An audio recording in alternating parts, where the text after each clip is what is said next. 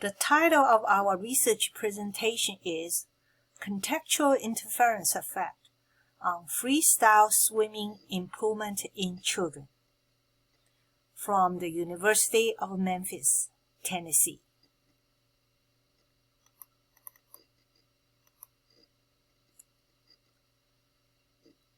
Contextual interference effect is the concept that practicing related skills in a randomized order will decrease acquisition performance, but will produce increased performance in delayed retention or transfer test compared with a blocked practice.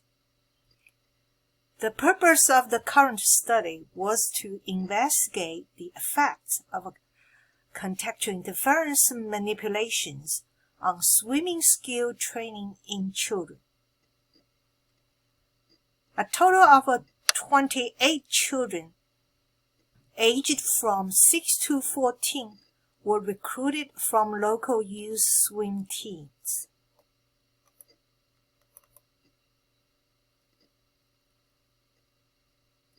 All participants were randomly assigned into one of the two practice groups to practice 4 different freestyle drills.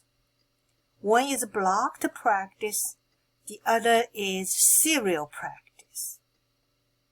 All participants went through a pre-test 14 practice sessions over a 3-week period and followed by a 1-day delayed retention test. The retention test consisted of performing 4 trials of 1 lap of a maximum velocity freestyle.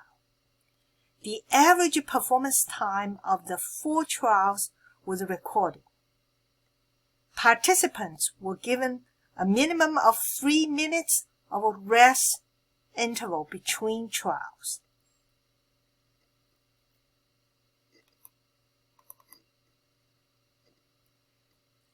The results showed that while both training groups improved the swim performance time at the end of training, there was no significant difference in performance between serial and blocked practice groups based on average of 4 test trials. The hypothesis was not supported. However, the results from the first test trial showed the predicted direction. Look at the figure, which shows the swim time of the first test trial in the pre- and post-test for the blocked and serial practice groups.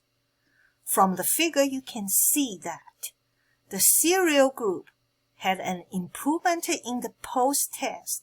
However, there was no such a change for the blocked practice group based on the first test trial performance data. In discussion, the contextual interference effect has been repeatedly demonstrated in lab settings, but less in applied fields. It also has been repeatedly demonstrated in adults, but limited studies in children.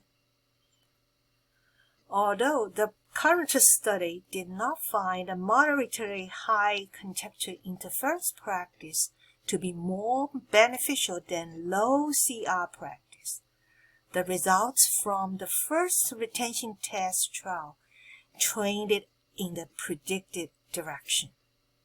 In addition, several limitations of the study may have contributed to these non-significant findings. Therefore, in future studies, it should increase sample size and use field test trials and increase the rest interval to avoid possible fatigue effect. Finally, longer training durations should be adopted.